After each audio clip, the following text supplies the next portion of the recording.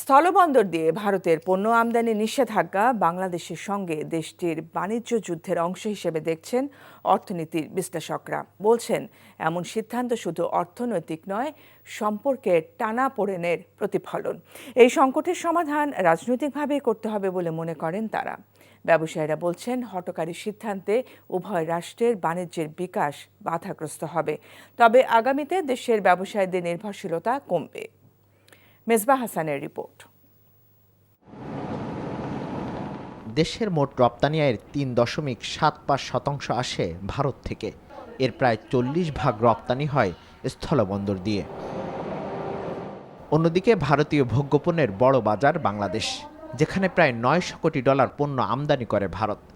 এর বড় অংশ শিল্পের কাঁচামাল। এমন অবস্থায় স্থলবন্দর ব্যবহার করে পোশাকসহ বিভিন্ন পণ্য রপ্তানির বিধিনিষেধ কিভাবে দেখছেন ব্যবসায়ী ও অর্থনীতিবিদরা? এই বাণিজ্য যুদ্ধ, এতদিন আমরা ইউএসএ চায়নার বাণিজ্য যুদ্ধ দেখেছি, এখন একটা কাউন্টার এরকম বাণিজ্য যুদ্ধে এখানে ভারত বাংলাদেশ একটা কাউন্টার যুদ্ধ এখানে শুরু হয়েছে। গভর্নমেন্ট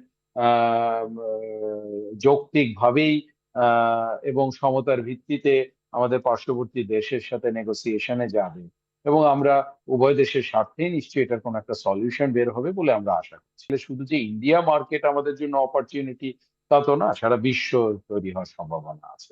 ব্যবসায়ীরা বলছেন, এই নিষেধাজ্ঞা খানিকটা চ্যালেঞ্জ হলেও নতুন বাজার তৈরিতে সহায়ক হবে। একই সাথে কমবে নির্ভরশীলতা। বিকল্প হিসেবে আমরা নৌপথ ব্যবহার করতে পারি, সমুদ্র বন্দর ব্যবহার করতে পারি, অথবা আমাদের পানগা থেকে মংলা থেকে হলদিয়া এই রোডটাও আমাদের ব্যবহার হইতে পারে। আর দ্বিতীয়ত মানে যেটা ক্ষতিগ্রস্ত আমাদের সবচেয়ে বেশি হবে সেটা হচ্ছে প্রসেস ফুড যেটা এবং ফার্নিচার যেটা আমাদের রপ্তানি যাইতো, সেইটা মেইনলি ক্ষতিগ্রস্ত হবে। বিশেষজ্ঞরা বলছেন, রাজনৈতিকভাবে এই সংকট নিরসন করতে হবে। এখানে এই টিট ফর ট্যাট অ্যাকশনটা আমাদের নিজেদেরও ক্ষতি করে। আমাদের চেষ্টা করা উচিত ডিপ্লোম্যাটিক লেভেলে যে এগুলোর একটা সমাধান করা, 1 নম্বর। 2 নম্বর হচ্ছে আমাদের আর কোনো এই ঈদে জামা জুতো অ্যাক্সেসরিজের ডিসকাউন্ট।